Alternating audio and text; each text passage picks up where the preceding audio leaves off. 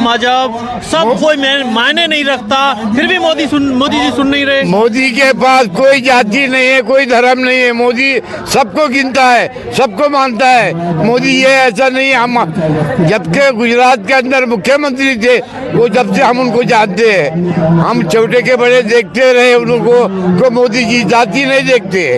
आप 8 साल से धरना प्रदर्शन कर रहे हो जगह जगह, लेकिन सरकार जब सत्ता में नहीं थी तब तक कह रही थी कि हम 90 दिन में मांग पूरी करेंगे, लेकिन अभी तक सुन नहीं रहे। कैसा है कि राजनीति में प्रॉमिस करना और उसको निभाना ये दो अलग चीज़ें हैं। बावजूद हमें विश्वास रखते हैं कि आज तक पहले के कोई पीएम पेंशनर्स के डेलीगेशंस को नहीं मिले थे। हमारे लिए ऑनर की और फख्र की बात है कि हमारे राष्ट्रीय अध्यक्ष कमांडर अशोक राउत जी, इनको 2 बार उन्होंने मुलाकात दी, 2 बार उन्होंने हाँ कहा। अब देखिए, जहाँ पे एक परिवार का सवाल है, एक राष्ट्र का सवाल है, तो राष्ट्र का जो चीफ है उसको भी राष्ट्र को भी देखना है। जैसे कि हमें जो प्रॉमिस मिला है, हमारी पूरा विश्वास है ये प्रॉमिस ज़रूर फुलफिलूंगा।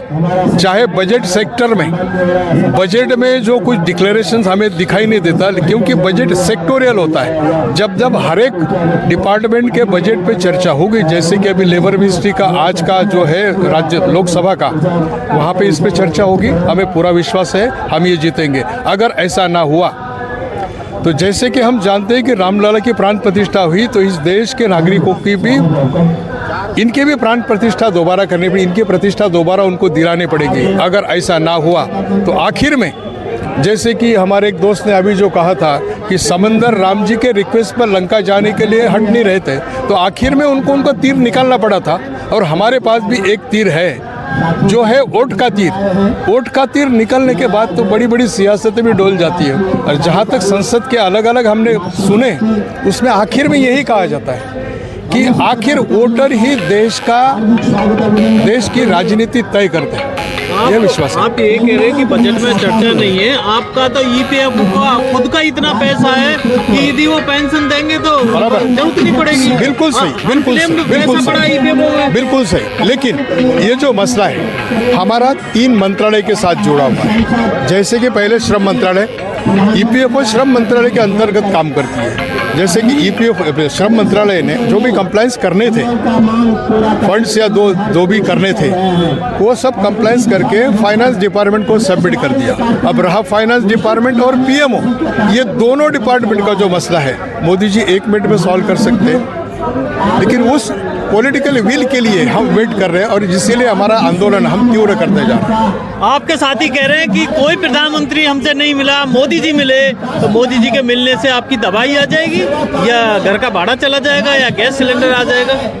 देखो, हकीकत ऐसी है, जो लोग इस अनशन में आए हैं उनके तय कर लिया अभी कि बहुत 5-6 साल की अपनी ये चालू है पेंशन का, वो तो सरकार ध्यान नहीं दे रही, पर कुछ ना कुछ तो हमको करना ही पड़ेगा ना हमारे मांग के लिए। तो क्या करोगे? देखेंगे अभी अगले साल ही इलेक्शन होगा जब देखेंगे हम भी। आप कहाँ से आए हो? महाराष्ट्र से आए हो? कुछ नहीं, हमारे साहब ने जो कहा वही अभी नहीं करेंगे इनको। अभी जो 2024 का चुनाव है उसमें तो सब दिखाई देगा। उम्मीद है मोदी जीतेंगे? जीतेंगे नहीं, हमें जीताना चाहिए पहले, फिर वो बाद में जीतेंगे। हमारी मांग पूरी करेंगे। ईपीएस 95 को पहले जिताना पड़ेगा, फिर बाद में मोदी जीतेंगे। नहीं तो कहना है ईपीएस 95 को जिताएंगे तब हम मोदी जी को जिताएंगे, क्या कहना है? वही कहा जो हमारे साहब जी ने आपको कहा, वही हमारा ही कहना है।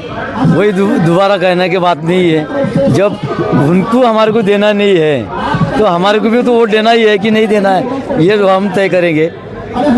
ईपीएस 95 कब तक कामयाबी मिलने की उम्मीद है? किसी को कभी कामयाबी मिलने कोई उम्मीद आसान नहीं है। ये धरना प्रदर्शन सब कर रहे हैं, किसी को मिल रहा है, केवल एक फॉर्मेलिटी पूरी कर ले। हम 8 साल से कर रहे हैं, 10 साल से कर रहे हैं, 2 दिन किए हैं, 10 दिन किए हैं। ये सरकार अंतरिम बजट में कुछ होता हवाता नहीं है। ठीक है।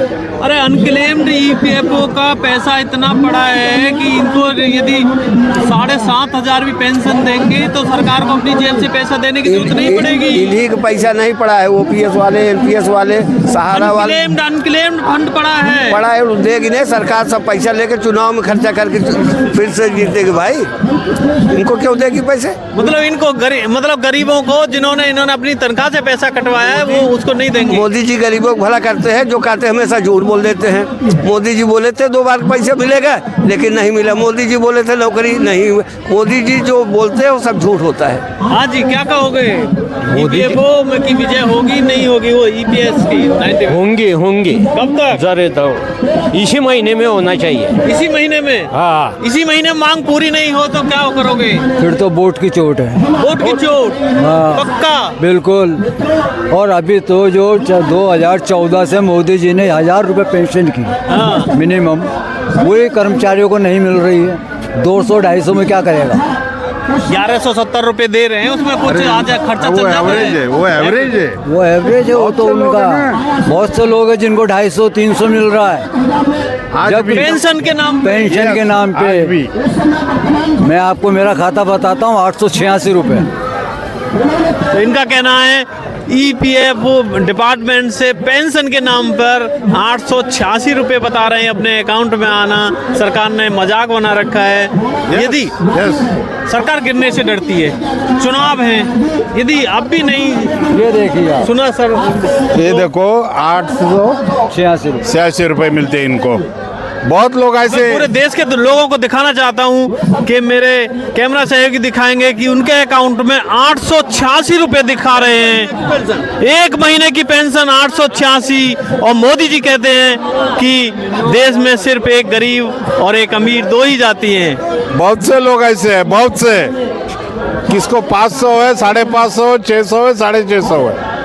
आज भी ये 1000 का वादा किया था, लाल किले पे चढ़कर 1000 रुपए दे रहा हूँ। अरे कहाँ गए? लाल किले से बोला था मोदी साहब ने, मैं 1000 रुपए दे रहा हूँ। मोदी साहब तो बोलते हैं, फौजियों को बोलते हैं कि 90,000 करोड़ रुपए दे दिए, इनको दे दिए, लेकिन जाते कहाँ हैं कुछ पता नहीं। लेकिन आज भी बहुत से लोग ऐसे हैं। 75 लाख जो लोग हैं, 75 लाख से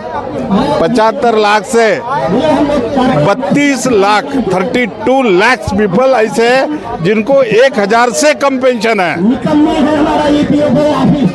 1000 से कम पेंशन है। जब सब आदमी परेशान है, फिर मोदी जी की सरकार कैसे बनती है? जीतते कैसे मोदी जी? अरे क्या बताए भाई, वो तो आप ही जाने यार क्या चलता है और कैसा चलता है। मीडिया तो बहुत पावरफुल है देश में। हम तो बहुत सीधे साधे बूढ़े आदमी है ना। नहीं, ऐसा तो नहीं है कि पंचों की बात शर्मा दे पदनाला वहीं गिरेगा। मोदी जी यदि पैसा दे ना दे, भूखे मर जाए, लेकिन वोट मोदी जी को देंगे, तो फिर क्यों देंगे आपको पेंशन? वो अरे आप तो बहुत महत्व के लोग हैं। हमारी जो मांग है आप बराबर पहुंचा देंगे मोदी साहब के पास में। पहुंचा तो देंगे, लेकिन हम आपके पास में नहीं देंगे ना। हम तो हमारी मांग पूरा पेंशन तो नहीं देंगे, पर आपकी जो ताकत है वहाँ तक पहुँचाने की, ये बड़ी हमारे मोदी जी के आगे अब किसी की ताकत नहीं है, सब मोदी जी की जेब में रहता है। देखो लोग सही है। बताओ। हाँ जी, बिल्कुल सही कहा आपने। 2024 में यदि पेंशन आपकी नहीं बढ़ी तो क्या करोगे?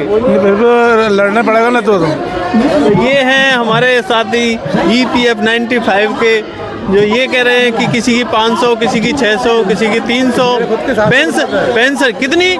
790 रुपये। 790 रुपये इनकी पेंशन आई है। तो एक मजाक बना रखा है, पता नहीं क्या सोच रही है सरकार। यदि इनके फेवर में आप चाहते हैं तो वीडियो को ज़्यादा से ज़्यादा शेयर करें और कमेंट करके ज़रूर बताएं कि सरकार को इनकी मांग माननी चाहिए या नहीं। Thank you.